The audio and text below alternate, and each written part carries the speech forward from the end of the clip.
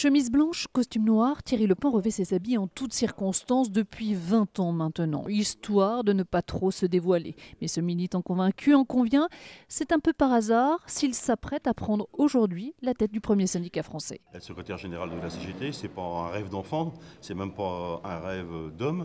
C'est une fonction qu'on vous propose à un moment donné dans votre parcours militant. Et en Normandie, son visage est connu. Chaudronnier et délégué cégétiste, il a mené la bataille contre Moulinex. Lors de la cessation de paiement du groupe d'électroménager, plus de 3000 salariés se sont retrouvés sans emploi du jour au lendemain.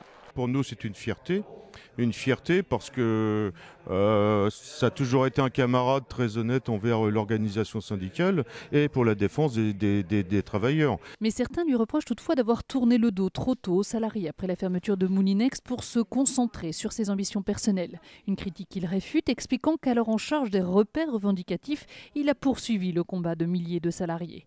Aujourd'hui, en succédant à Bernard Thibault, il souhaite mettre un terme aux dissensions qui gangrènent la centrale pour en faire un acteur de poids dans les prochaines négociations avec le gouvernement et le patronat.